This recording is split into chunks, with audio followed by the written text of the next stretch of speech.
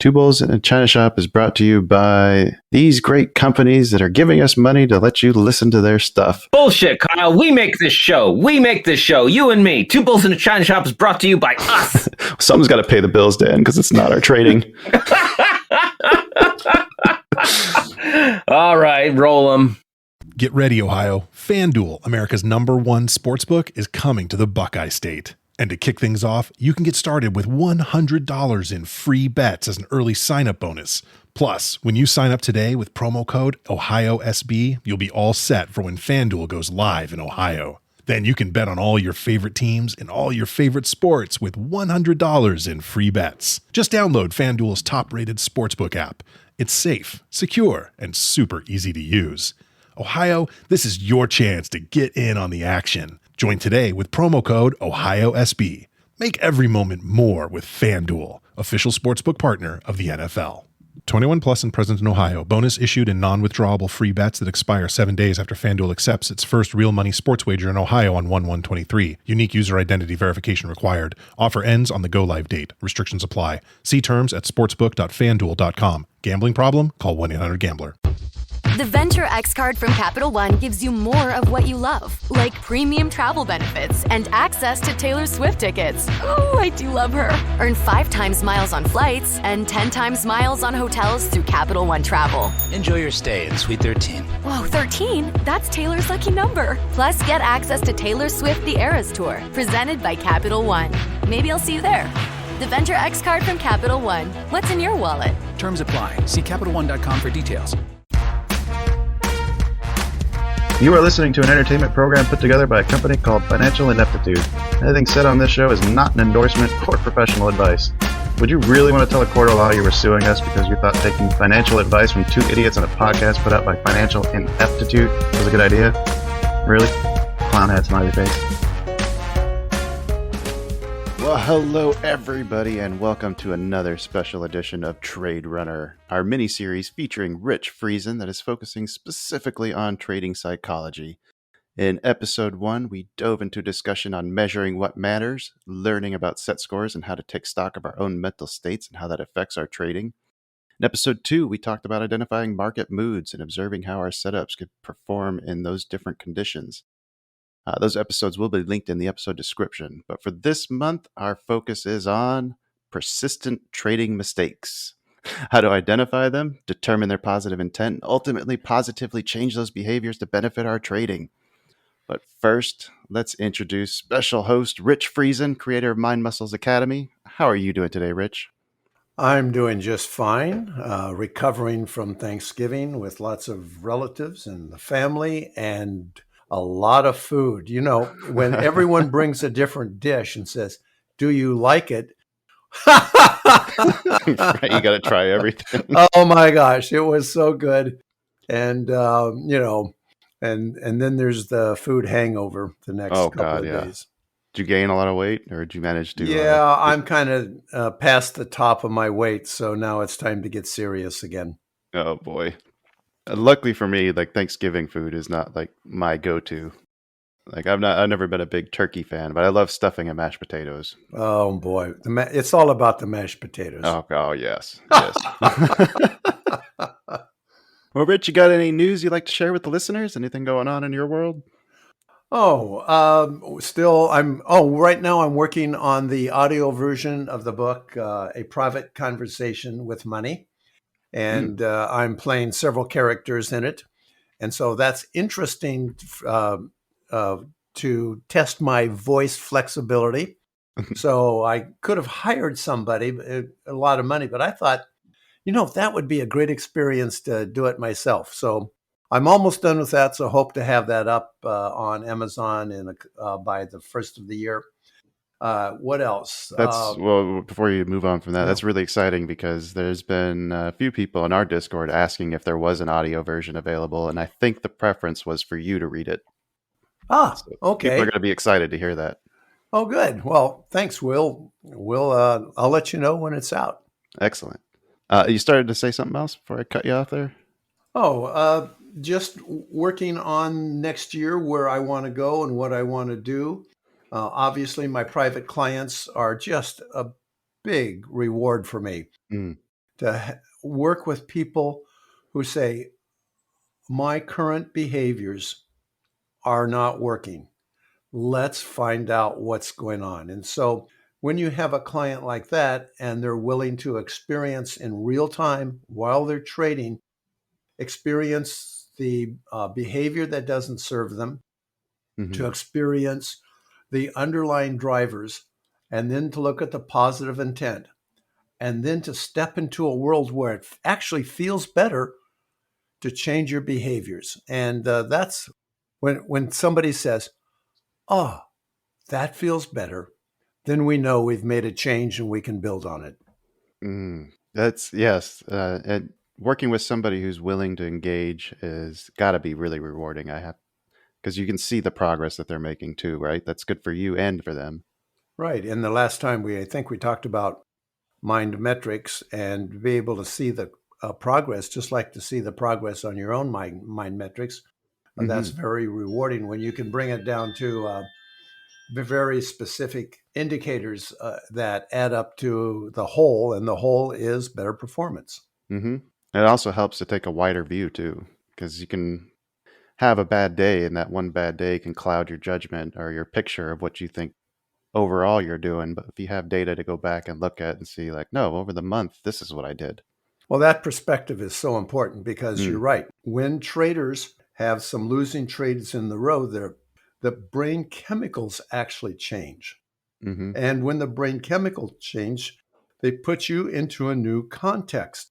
And I've had that experience of spiraling down, and it feels so real at the moment. Yep. I mean, I've gotten to the point where I said, is life worth living? I mean, this is totally ridiculous, right? But Right. in that context of one bad thing reminding me of another bad thing, creating stories, embellishing those stories in my mind, feeling them, I can create a world that is totally out of proportion to the wonderfulness of my life. And that can happen with traders so easily. Yes. I think I experienced a little bit of that this week or today, actually. Well, before we dive into today's discussion too far out, I do want to talk a little bit more about your book because I finally cracked it open and I read through, I think, the first 8 chapters today. And man, I am really, really enjoying it. I think you wrote a fantastic. Not only is it like just interesting to look at the psychological aspects of your relationship with money, but it's a good story too. Oh, good. I'm glad you. I almost want to finish the read through so that way I can go back and then do the exercises because I want to find out what happens. Well, I'm glad it's engaging enough to do that. So wonderful. It is, but it also, and this is kind of why I wanted to bring it up because it brought to my attention something that I've been doing in my life. And it happened with, I noticed it when Joe got the manila envelope giving him the eviction notice, and he spent all that time ignoring his problem. And I find myself doing that so often. I was actually having discussion with the wife, like little things, even it's little or bad or big, like the cat box is full and I feel bad for the cats, but I don't go empty it. Why not? And I think it has to do with the fact that if I don't acknowledge it as a problem, then I don't have to feel guilty. Oh, yes. And I don't like that. Yeah. That's really interesting. In my own life, in the last, I'd say, month, I have decided, and it was a decision, and it's no discipline needed, no willpower, to take care of little things. Like, for example, I fixed my coffee this morning, looked out the window, and our empty garbage cans were outside where they were, taken out last night. So I just immediately went outside and put them away. And I used to would have just left them, say, oh, when it's convenient, Right. when I'm getting out of the car anyway. But just like, or a door that was sticking, just take care of it. And I tell you, I feel so much better. Yeah. I did the same thing with the cat box. When that thing came to mind, like that specific example, I was like, well, I'll go do that now. That's something I can do and something I can control. And when we come to persistent trading mistakes, which is today's topic, what if we were to take care of them one after the other? Imagine how good that will feel. And we're going to talk today about a process for doing that, what the drivers are, and invite you to step into a world where you are an agent in your life rather than the persistent mistakes driving your behavior. Well, I think that sounds like an excellent primer. I'm ready to go. Okay. So I'm sure there's almost, okay. I was going to make a joke, but Oh, you can. okay. It wasn't very funny. Oh, all right. So, do you repeat the same trading mistakes time and time again? I have never had a client come to me, either in our groups or private workshops or a private client, Mhm. who doesn't have a pattern of mistakes that they repeat over and over again. And you, after the trading day, you say, "Oh, shoot." Right. "Oh, fudge. I will never, ever do that again." Then all of a sudden we get the trigger and we repeat the same mistake. Mm-hmm. So, for example, I have made a list of trading errors, and I think it's pretty comprehensive, and a new one hasn't come up in a while. Okay. So, and some of these overlap. So, impulse trading, missed trading, over trading, repeating the same errors, stress, fear of loss, jumping from system to system, not disciplined, letting big losses run, feeling stuck, cutting our winners short, lack of confidence in the strategy and in yourself, ruled by emotion, afraid to lose money, afraid to pull the trigger, and self-sabotage. So as you look at that list, and as the listeners look at that list, are there any repeated trading behaviors that you recognize? And Quite if a few. so, yeah. And if so, if you could eliminate those repeated behaviors that don't serve you, what would happen to your P&L? Up and to the right. You know that from your own mind metrics, you're filling out the lucrative and the lousy trades. And briefly, lousy trades are trades that are outside of your system when your mindset isn't right, when you haven't done the preparatory work and so forth. And if you just look at it, and if I look at all my clients, if they just eliminated the lousy trades, the trades that are expressed in repeated behaviors that don't serve, they would be instantly profitable. Mm-hmm. So then I ask, after I work with a client and we determine which of those are the real primary drivers of their losses, I ask, well, what would you like instead? So I have a list of those things that's come up: enjoying the power of discipline, self-mastery, enjoying the challenge, cutting losses, letting profits run, trading with focus and flow, joyful while trading, increasing size with comfort, consistently profitable, becoming a professional trader, free from financial worries, calm and relaxed, managing risk successfully, loving the challenge, the joy of discipline, executing my strategy consistently, financial freedom, self-confidence, real-time self-awareness, and persistence and resilience. So those are the things that come up. Mm-hmm. So the question then is, we know what doesn't serve us. We know the behaviors that don't work. We can measure them in our mind metrics application, and it's like a brick on the forehead. Geez, those don't work. And we know what we want. So the question then is, what stops you? What stops you from moving from the behaviors you don't want to the behaviors you do want? I know you've tried discipline. You've tried willpower. Mm-hmm. You've tried self-judgments, beating yourself into better behavior. Right. And all the shoulds. So the question is, how effective are they? Do you have any thoughts so far? I would say not effective. And actually, I think this was actually covered in your book a little bit, the self-judgment aspect of it. Like, that's one that really kind of struck a note with me when he said, if I'm not critical of myself, then what's going to drive me to continue to improve? Yes. Oh my gosh. If we're not critical of ourselves, what might happen? Right. And we'll talk about that in a bit. So bring it back up if I miss it. Oh, I will. Okay. I yeah. Go ahead. Oh, I was going to say on the mistakes that I make, the emotional aspect of it is definitely one that I would like to focus on.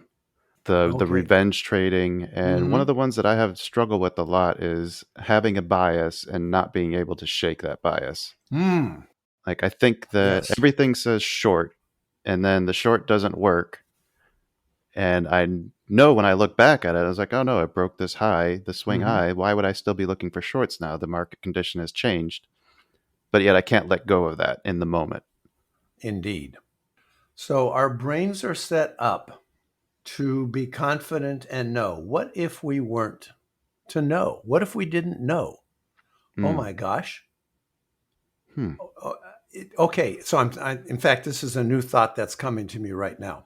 Okay. We can have confidence in our future. We can have peace if we have the external environment and we know what's going on and we can control it. Mm-hmm. The other side of that is to say, I have no idea what's going to happen. No way I can control the markets, but I have confidence in myself that whatever information comes in, that I can handle it and make decisions. So if we lack that internal confidence, well, then we're looking for external confidence, for an event to behave itself to give us the confidence. And when we do that, then, oh my gosh, when the events don't turn out the way we want, then we say, I'm such an idiot. Oh, what did I do? I'm not worthy. We go through all these things because we beat ourselves up. But if we know that we can't control the environment, we can't know what it is, then we can look at a new source of confidence. I like that.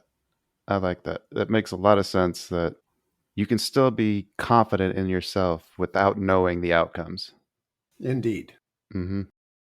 So how do we get that confidence in ourselves? And I have something called the confidence circle.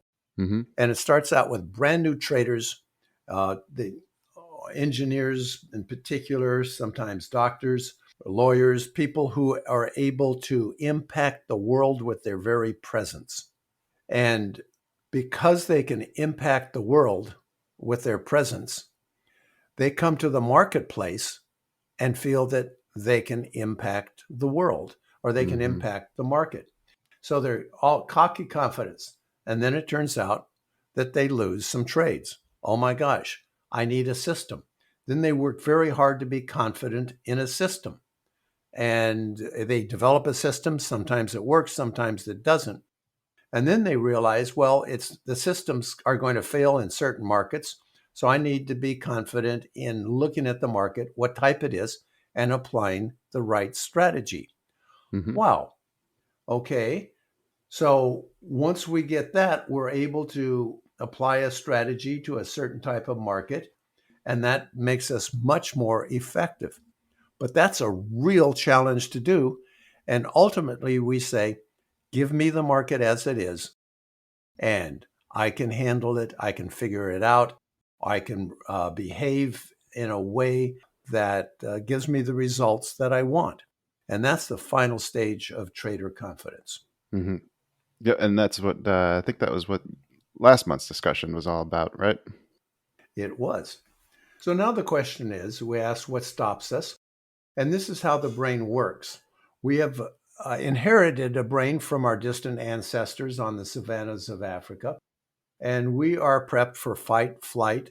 Our brains deliver us a tremendous amount of pain when we have a loss. We didn't get the deer. We didn't defend the tribe from a neighboring tribe. So our brains, evolutionarily speaking, are programmed to give us a lot of loss so that we avoid the loss. However, in trading, that kind of doesn't work so well. So if once we understand that, then we can understand our neurology. And the neurology, in fact, they've done a couple of studies, and they put people in two groups. One, they explained how their neurons fire, how to create new behaviors, Mm-hmm. what brain chemicals do. And the other group, they just gave them some neutral information, and then they had them do a new chore. Mm-hmm. Those who understood how the brain works did far better than those that didn't. So as traders, we have a real opportunity. If we survive, if we understand our survival mechanisms, if we understand the hole in our heart and our dreams. So the hole in the heart is an empty place that we're trying to fill with trading. I'll be financially independent. My father, my spouse will appreciate me. I'll have more status in the community. I can buy a fancy car, buy a fancy house. I can take care of my family. Mm-hmm. A client this morning, that's his drive was to take care of his family financially. And that was so important to him. Every time there was a tick against him, it said, "You're an inadequate man who cannot take care of his family." Yep. So the pressure to trade and overtrade and to miss, so as soon as he realized that, it's like he just lit up and said, wow, what if that pressure was removed? So we have these patterns. We have these patterns from a long time ago, and we have these beliefs from a long time ago. So if we have a repeated behavior that doesn't serve us, the question then becomes, how do we make the change? Mm-hmm. So Kyle, if you look at your life and your trading and maybe other areas too, what have you noticed about times that it's been difficult to change a behavior and times that you've just made the decision and changed the behavior? Oh, that's a tough one. Oh Okay. man, I think one of the things is, first of all, being aware of what the underlying Mm-hmm. root of the issue is. I think without understanding that, then that anything that I do is never addressing the root cause and therefore never actually fixing anything.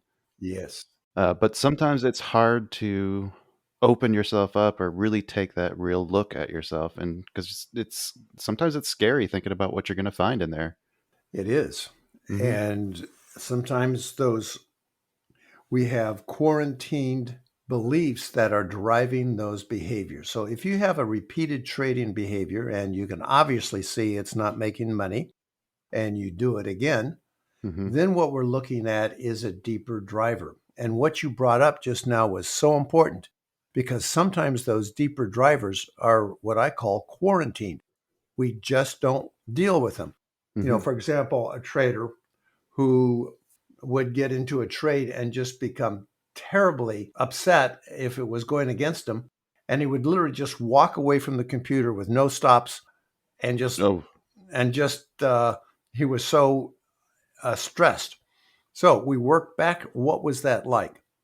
And we worked physiologically. Mm-hmm. What's your breathing like? What are your muscles like? And so we went into it and we exaggerated. And I says, "How old are you?" He says, 5. What was going on with Bob when he was 5? I was hiding under my bed when my dad came home drunk, and I didn't know if he was going to just scream at me or beat me, and I was hiding. Oh.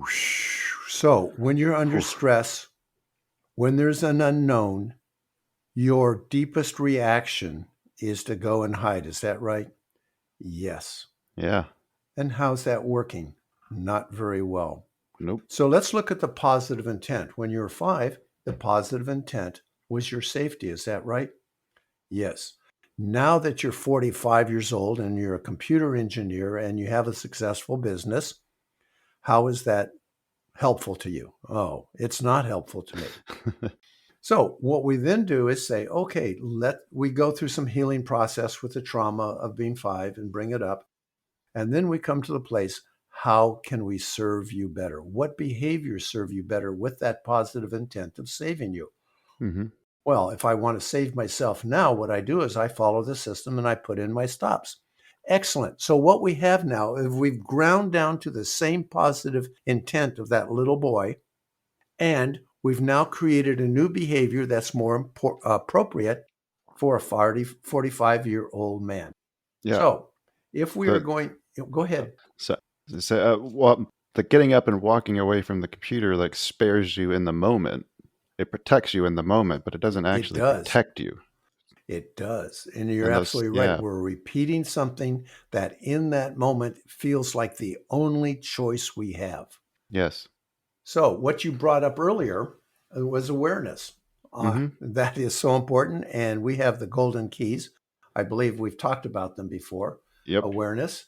And then if we judge what we find out, you idiot. Okay, we're not going to be aware anymore if you're going to call us an idiot. Exactly. I'm not going to find any more of these. So if we go into acceptance, so awareness and then acceptance. And once we accept what we discover, then we can say, okay, what do I want now as a higher level agent? So it's awareness, acceptance, and agency. And next we can envision a new future for ourselves. And this is, if we're going to change persistent trading behaviors, we can create a new context from which those behaviors aren't even available. So, for example, if I'm really hungry, I've had a little bit of a frustrating day, and my wife is baking a pizza just the way I like it, calls me down for dinner, and I'm in a place where I'm feeling out of control or needy or not enough nourishment physiologically, emotionally, and I get to that pizza, I am in a context where I no longer have a choice of how much I'm going to eat. I mean, it's not even friggin' available to me. Yes. Yeah. So in that context, if I say, discipline yourself, Richard, just have 2 pieces. Okay, just one more. So if we are in a different context where I say, Rich Friesen, I am physiologically powerful, I can control myself, and it feels so much better not to be bloated. Wow. I step into that context, the pizza isn't even of interest. So if we overtrade, if we have all those behaviors, if we have fear of missing out, if we revenge trade, like you mentioned, in those contexts, in those emotional contexts, it feels like we don't have a choice. So one of the things we do is we step into the master trader's mindset. What is that? I'll ask the client, what would it be like to step into a master trader's mindset? And they'll go, huh? What's a master trader's mindset? So our brain will not take us to a place that it doesn't know is safe. Oh. Even a better place. Right. Our safety mechanisms are black and white.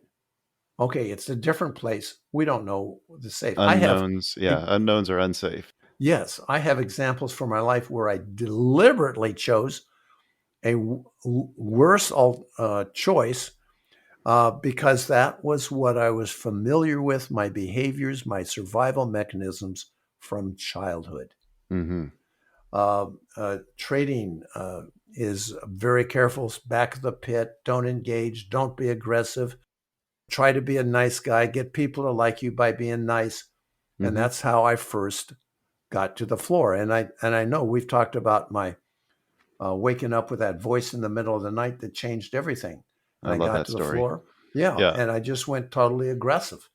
Well, I stepped into a different context. So until our brain can visualize, imagine, touch, feel, taste, smell, grasp that trader's mindset, our brain won't let us go there. So a lot of what we do is programming the master trader's mindset. And one of the things I do, in fact, we even have a guided visualization that does this. And I take them through, I ask them to build a master trader's house. Where is it? Sometimes it's in a valley, sometimes in mountains, by a lake, by the ocean. Windows, doors, I have them describe the colors, how many rooms, and there is a trading room there. And I have them slowly approach the house, and I'll ask them stuff. Do you deserve to step into the master trader's house? And it's really sad, but a majority will say No, I don't deserve to be there. I'm too frightened to be there. Oh, no, other people are there, but I don't deserve that. So we approach the door, we get closer, we put the hand on the knob, and we look at all the resistances to stepping into it. Then we step into it, we describe it, we walk to the trading room, we put our hand on the door, we open it up, and every step of the way, we listen to those internal voices that are objecting until we can fully own it. What Mhm. is that like now to be a master trader in a master trader's home? Wow, this feels so good. Now that Rich. we've done it, what? Go ahead. Oh, sorry. No, I just wanted to reference back to one of the earlier interviews when we first met you. I think you walked me through a similar exercise at that, and Mm. I remember how good that felt in that moment, just going through that guided meditation. hmm And recently, within the last month or so, I actually experienced that while trading. And that feeling Ah, was amazing, to be completely disconnected from the results and then just reacting to what the market is showing me. oh man. But as you just started doing this, describing what your clients experience when they go through this with you, like I just had a twinge of that in my head that popped in. Like when Mm. you asked if they deserved to be there, I thought hmm in my head I just heard no. Yeah, there's still that voice there. There is. So that's something that we can delve into further. Well, Persist. Go ahead. I think I had the realization of what that was, and the voice is telling me that you haven't put in the work, you haven't earned this yet. I think is what I'm Ah, hearing. yes, And then now when I yes. think and reflect on that, my thought is, what's stopping me from putting in the work then? Or is it work that is tied to success? When we grew up, some of us grew up in a family where work was valued because, uh, my parents grew up in the Depression. Mhm. And so a lot of Depression era fears, and that you just had to work hard for everything. You don't deserve it unless you work hard. And Yes. one of the things I work with some clients is to free them. What if you were to work 2 hours a day? It was joyful and easy, and you were to make all the money you needed. And they'll say, "No, I couldn't do that." Really? Yeah. No, I think I could. Oh, no, because you've got to work hard. You got to put in the work, the hours. You got to feel the pain to get the reward. Well, to me, it was the difference is deserve versus earned, I think. hmm Do I deserve it? I think I could deserve it, but have I earned it yet? And I don't feel like I've earned it yet. Like that's the What thought if, in my head right okay, now. okay. So, Kyle, are you prepared for a blessing Oh, yes. from Father Trader? With all the powers invested in me by Father Trader, I take out my magic wand, I tap it on your head, and you've earned it, and you deserve it. Uh, There is nothing you need to do further. Now we fully understand that trading is one of the most challenging careers you can take. mhm. So there's always continual, what's the word I'm looking for? It's good. Invitation to continually progress your skills, your abilities, your emotional states. And it'll never end. Mhm. But that invitation has nothing to do with work or deserve. You right now, Kyle, I've changed your life forever. You now deserve it. You now are fully there. You don't have to earn it. You don't have to work for it. It's all there. Hmm. Does that have a place to land? It does. It almost feels like a weight lifted off of me. Yeah. Imagine trading without that weight that you don't deserve it and you have to earn it. Rich, can I ask you for a small favor? I know hmm you've given me that gift, but could you just one more time for the listeners who are listening along? Could you use that wand on them too? Oh, do they? Well, I was going to say, well, do they deserve it? They're listening to Yes, they us. I can. think they do. Okay. So, wherever you are in your path of trading, you've just started 2 weeks ago. You've been doing it for 5 years and maybe even blown out a couple of accounts. You're doing it in a prop firm because you don't have much money. It's apps. I'm going to take my wand and say, you deserve trading success. There's no more need to punish yourself, to work hard, to earn it, to have all that baggage. Now, as I told Kyle, trading is one of the most challenging careers you can do. And my invitation is to continually improve your knowledge, your skills, your behaviors, your beliefs, and even your core identity around deserving and having a right to have wealth and meaning and success. So I'm not divorcing it from all the things and invitation to improve yourself, but I am divorcing you completely and totally right now with this wand.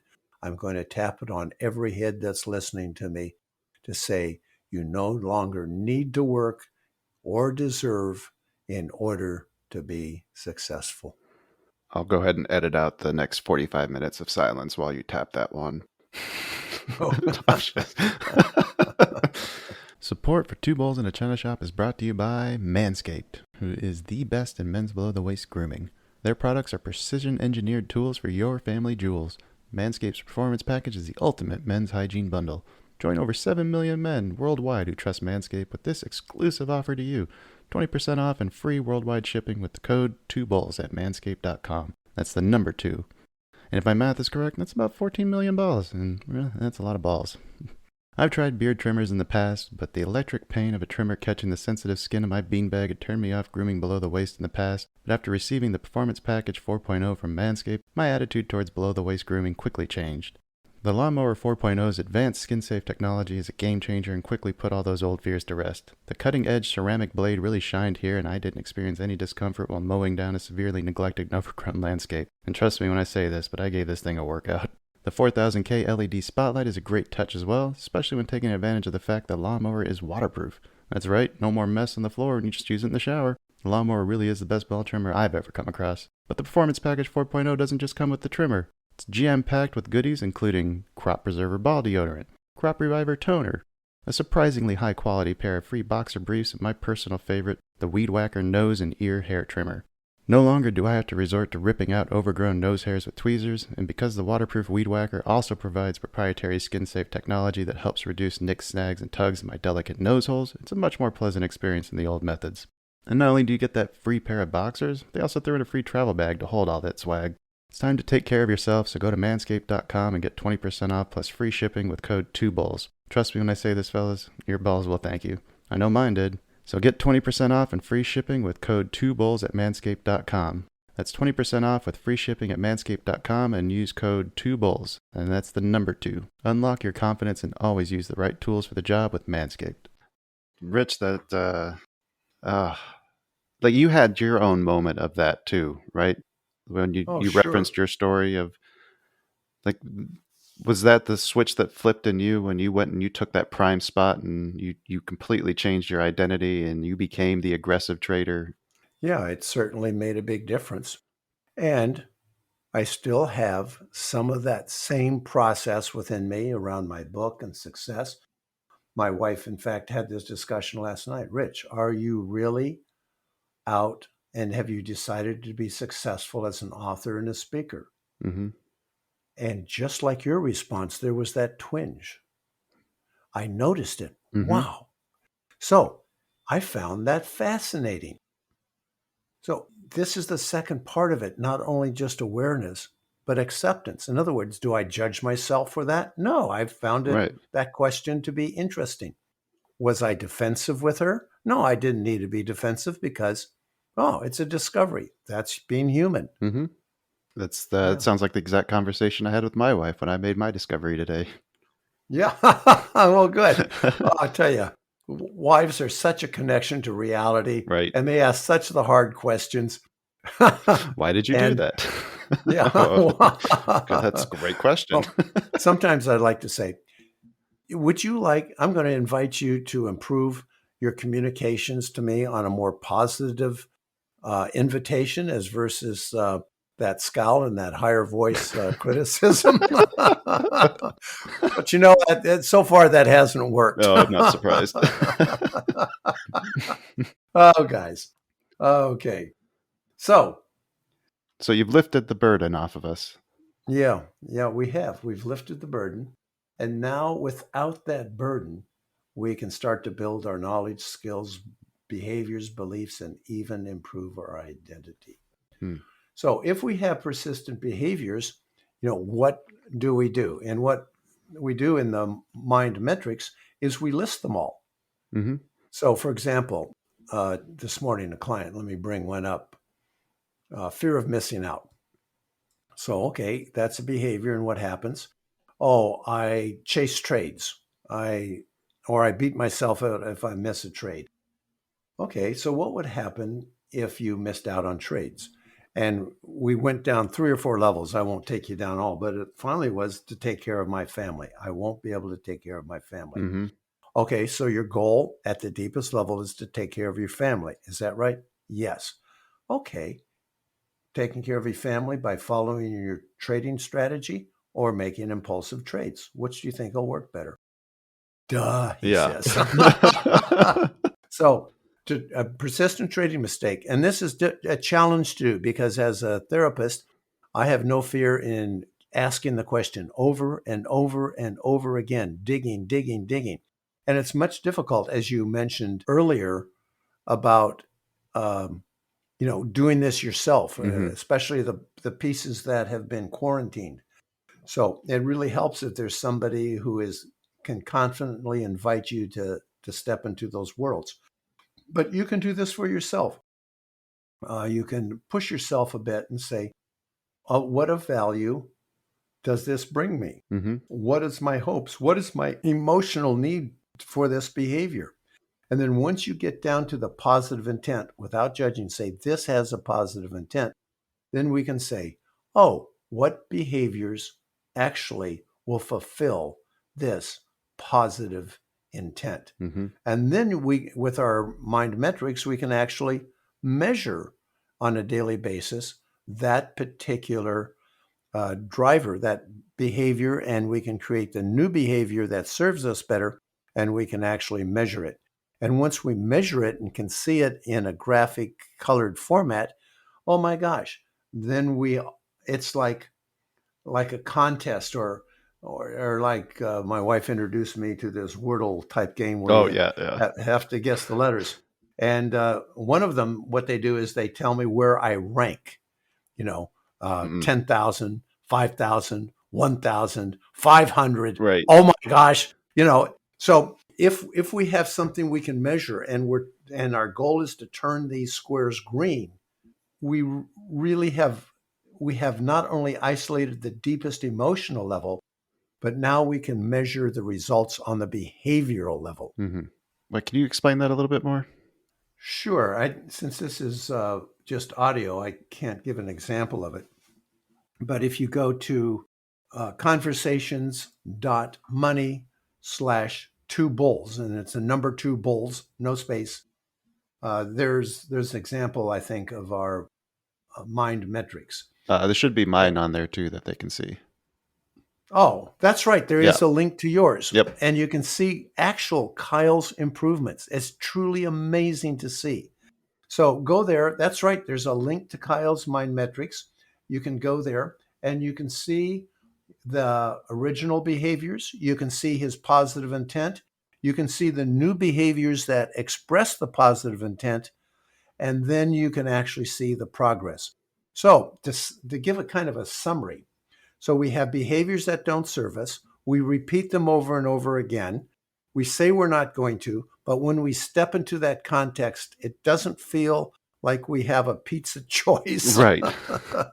And we wonder what's going on. But once we identify the positive intent of those behaviors, and we then can say what are the positive intent, yes, of the behaviors, we can then say then what behaviors serve that positive intent better.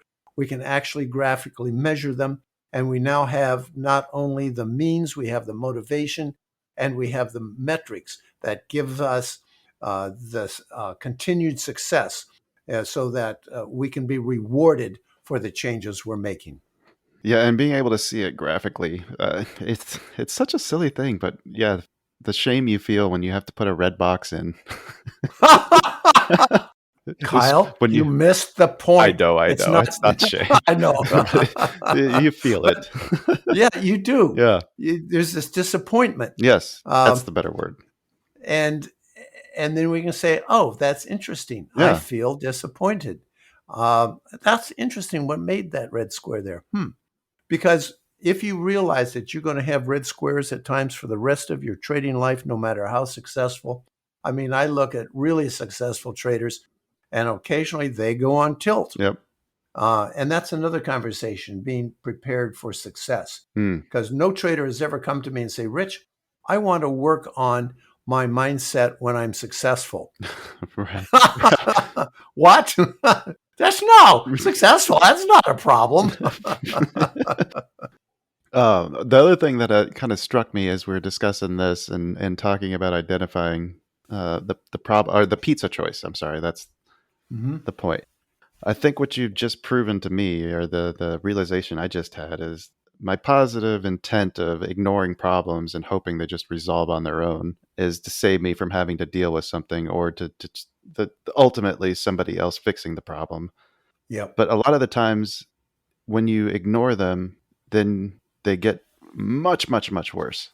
Oh, indeed. So it's a lot less effort to, like you said, to go grab the trash can when you notice it, to fix that little squeaky door now while you have time when you see it, to empty the cat box when I notice it first thing in the morning, as opposed to waiting another week and then having to still do the same job. But now I got to change out the entire thing. It's twice as much work because I let it sit. Right. Well, what you're bringing up in terms of trading, if we notice these little things right away, they're much easier to correct rather than I'm going to cancel my stops and walk away from the computer. Right. Like, I had a rougher day today, but I recognized that my emotions were dictating my trading, and I stopped. Excellent. And I stopped well before I would have blown out an account again. Oh, Kyle, may I give you an appreciation?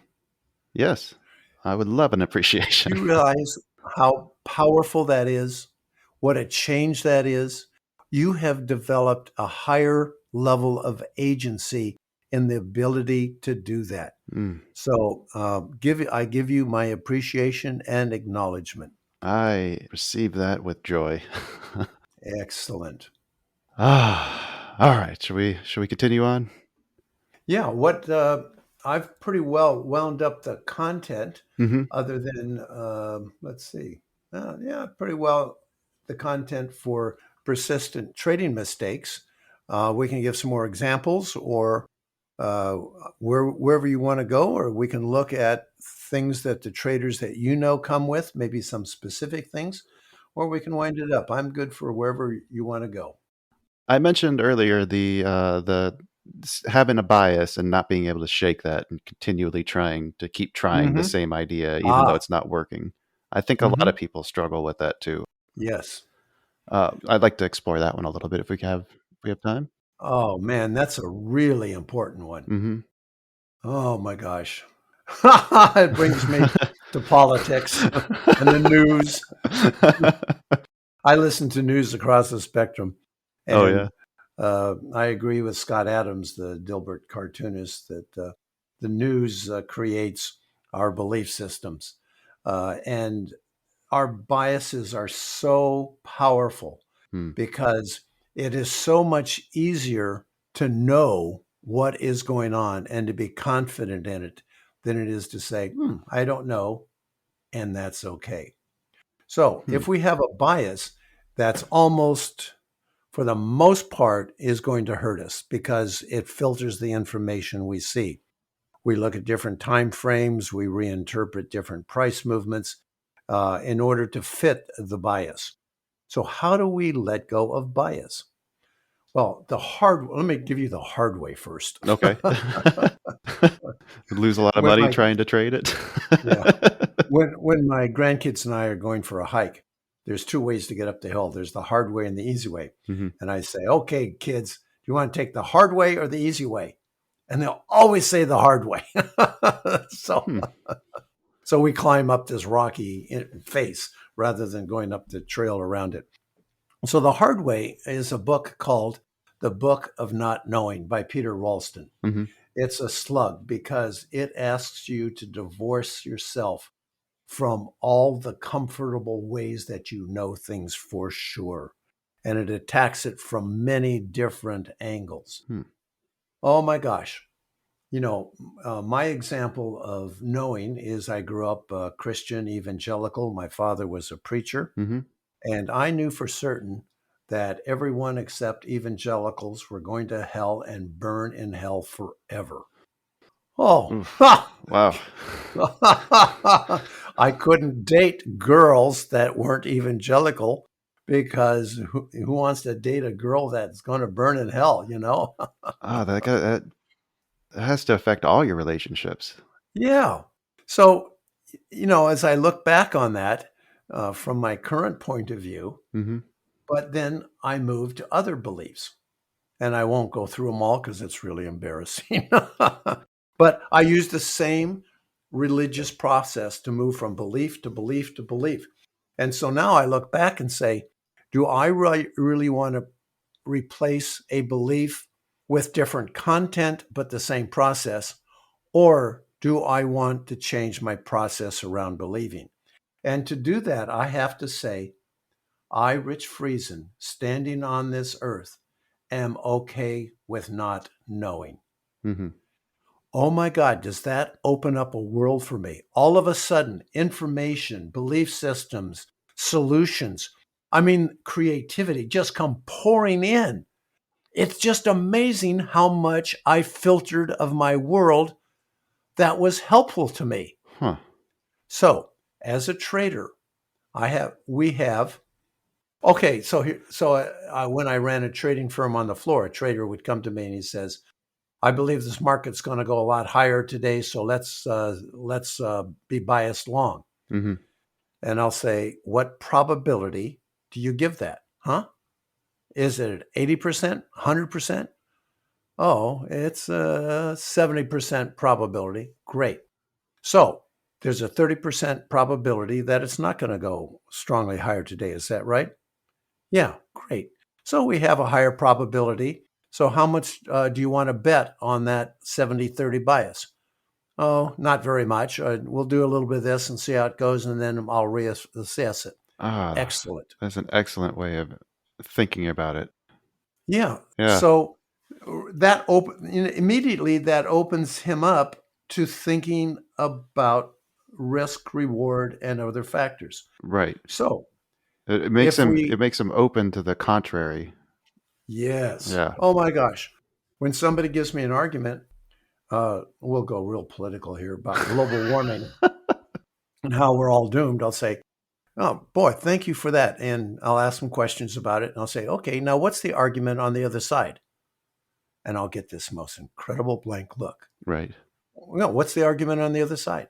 If you don't know the argument on the other side, that means that you live in a bubble. And again, you're closing yourself off to all sorts of information, creativity, and solutions. Mm-hmm. So as a trader, say, okay, I have a bias to the upside, or I think this market's going to be trend or flat, and we're going to do support resistance. We're going to, buy the dip, sell the rallies, and we're going to look at support resistance lines. So if you believe that for positive, if it breaks support, you're going to say, oh, they're just running the stops. I'm going to double up here. But if you gave it a probability, say, there's a 60, 70% probability and we'll reevaluate. Okay, it broke support. With what volume? Who's playing it? Mm-hmm. What news come in? So all of a sudden now you're open to the other side of the probability. So Right. again, so your bias when you come in, you say, okay, I have this bias. How confident am I? What probability do I give it? At what point do I reassess? In fact, what information specifically would cause me to reassess this bias? And to know that ahead of time. Yes. I'm writing that down. Yeah. And oh boy, I could go all sorts of places here in terms of how we run our lives and the big decisions we make. What if we weren't so biased and we were looking for it? You're familiar with poker tells. Yeah.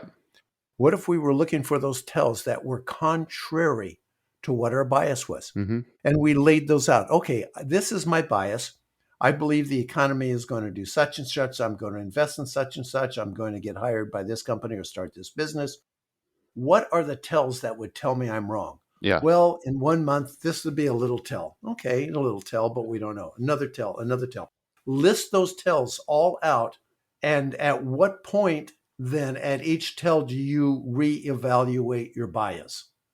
And if you do that ahead of time, all of a sudden your brain is going to be open to it. Mm-hmm. If, on the other hand, you don't do that, then now you're defending your ego. Yes. And then yes. it just goes down this friggin' rabbit hole of defensiveness. Yeah. If I'm if the market keeps going up, then I'm wrong, and I can't be wrong. Well, Kyle, you cannot be wrong. I mean, Right. imagine if you were wrong. What would that say about you, your dreams, your hopes for the future? Right. What would your spouse think about that? What of your future, your kids and your grandkids who knew you were wrong? Oh my God, your dream's going to collapse. The world is going to be terrible. You can't be wrong. So let's double up. Right. But you know what? Like, isn't that the first tenet of Buddhism? Like the path, the first step to enlightenment is the knowing that you know nothing, or something along Yeah. those lines. Yeah. Yeah. Yeah. Now, that doesn't mean we're not going to measure outcomes, or that doesn't mean we're going to have biases. In fact, one of the models that I'm working on now for a book called Healing the Political Divide Mm-hmm. is to recognize our emotional biases. For example, emotionally, I'm more of a libertarian. I want you to live your life however you want to live it. I don't want to interfere with you. Just don't interfere with me. Yeah. And we're going to do really, really fine. And we'll have mutually satisfying decisions and negotiations and agreements between us. Mm-hmm. Now, that's for a long time, then I went very political on it. That was truth, and everyone else was wrong. But as soon as I said, well, Rich, that's your emotional bias. And then I thought, well, what's the conservative emotional bias? Or what's the liberal emotional bias? At what point are those biases valuable? So I started to map out the value of the other positions. Oh my gosh, did I get an eyeful of when and where each one of those was valuable?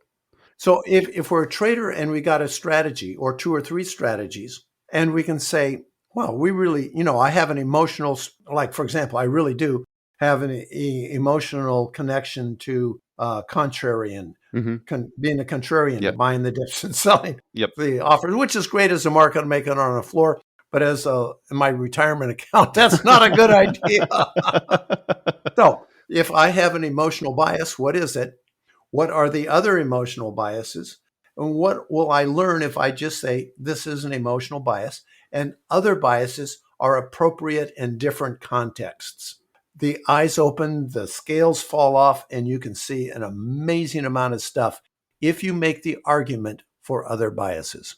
And just opening yourself up and realizing that just because there's another side or another belief, that doesn't invalidate yours. And in fact, you may find, if Yes. you're open to listening to other people's belief systems, that you may find that there's things in there that you'd like to take or that you agree with. Oh, man, that is so true. Yeah. And the thing is, you can hold multiple. This is really if you can hold multiple viewpoints in your head Mm-hmm.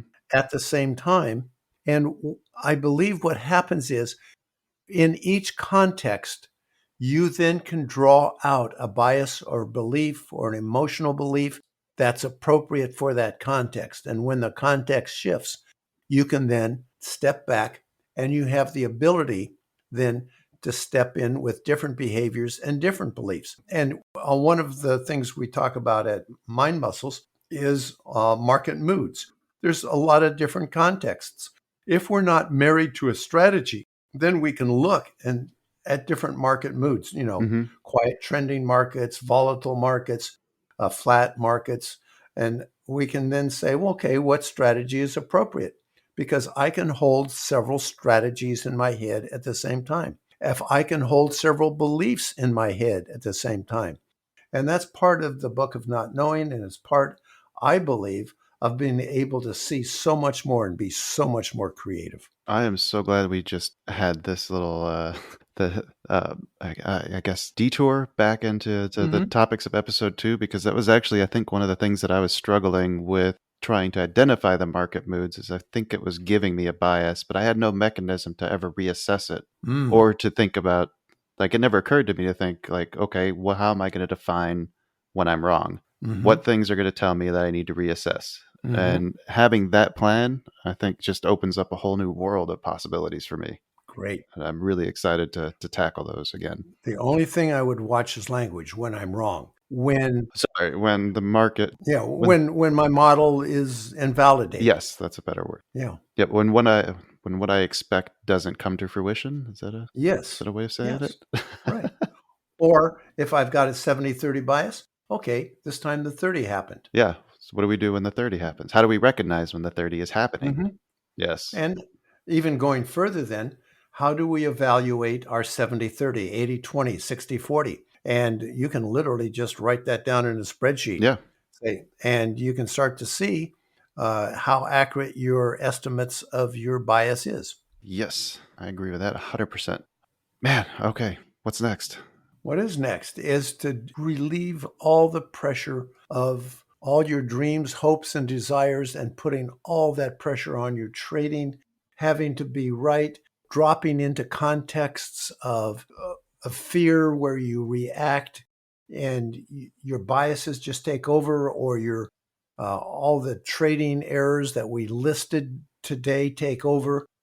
What a relief to step into a world where you don't have to know, where you can assign probabilities, where you can look at your behaviors and measure them with curiosity and acceptance. Oh my gosh, to take all that pressure of the hopes and dreams off of every trade. What a relief that is, to be able to trade freely, be curious, and learn. Rich, I think the way you just phrased that, I don't want to know anything anymore. Because I'm afraid of what I'll miss out if I do know something. Oh, it feels so much better. Yeah. So what you did, what is really a great example for everybody, and I'd like everybody to pay attention to it. Kyle just stepped into a world that he imagined that feels better. That then is an invitation, a key to making permanent change. If we can just experience that for a moment, like Kyle just did, we can expand it for an hour, a day, a week, a month, and the rest of our lives. That was very well said. Rich, do you have some homework that we should be working on during the next month before we meet up again for episode 4? Sure. Okay, I'll just make this up on the spot. Is when you make, let's say, a FOMO trade, a fear of missing out, write it down, FOMO, and the results. So what we're doing is we're turning all of our persistent trading mistakes into an official strategy. So every persistent trading mistake is now a strategy. We overtrade because we don't want to miss out. And so it's overtrading is a strategy. How did it work out? Put down the numbers. So what we can see, or we followed my strategy completely to the letter. I, entered correctly. I put my stop in. I exited according to the strategy. Then write that strategy down and measure the results. So we have the results of a well thought out strategy, and we also have the results of all our persistent trading mistakes broken down and defined each one. That can be like a friggin' brick on the forehead. You look at those numbers and you go, oh. Yeah. What about should we be diving into the other topics that we talked about today, like generalizing their positive intent of the emotional mistakes that we make, or not mistakes, but the emotional tendencies that we have that don't serve us? Sure. Yeah, you can do that on your own. We do have a market or a mind metrics application that really helps you do it and see all that. And if they go to conversations.money/2bulls, number 2 bulls, there is, we're giving 2/3 off the application for your listeners.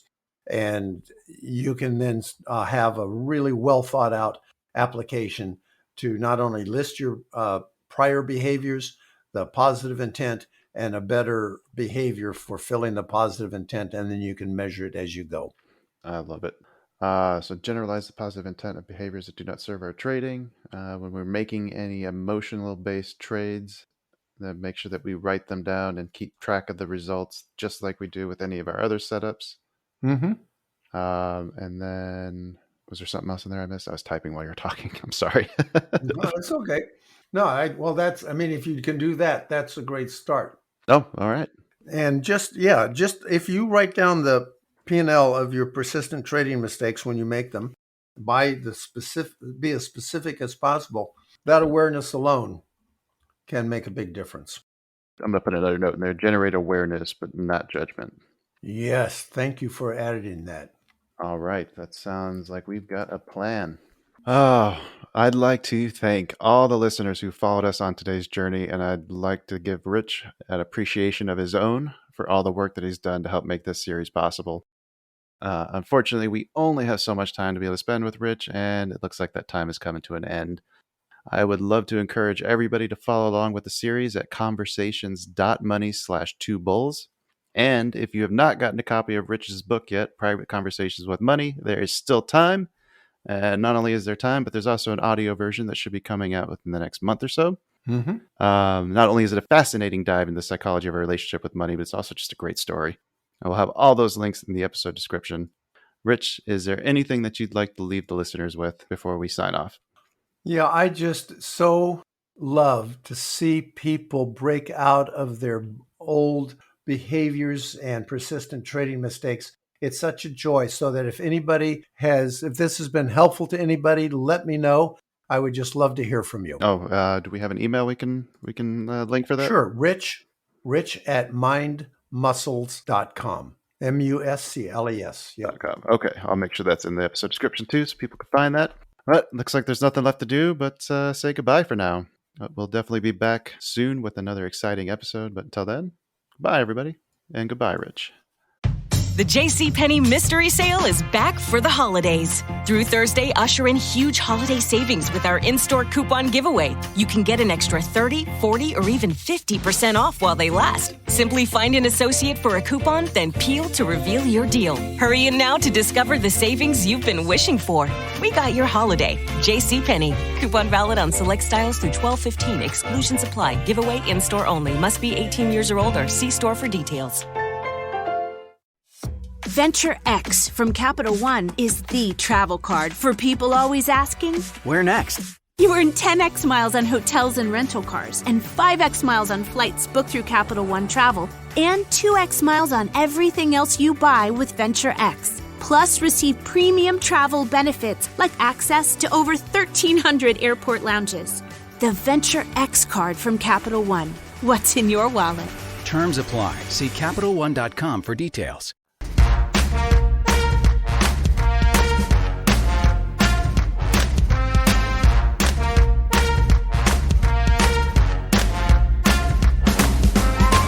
Two Bulls in a China Shop is an entertainment program, and all thoughts and opinions expressed in the show belong to the hosts and not of any company. They are not intended to provide specific advice or recommendations for any individual or on any specific security or investment product. It is only intended to provide entertainment about stocks in the financial industry of trading. If you make trades based on what you hear in this show, you assume all risks for those trades.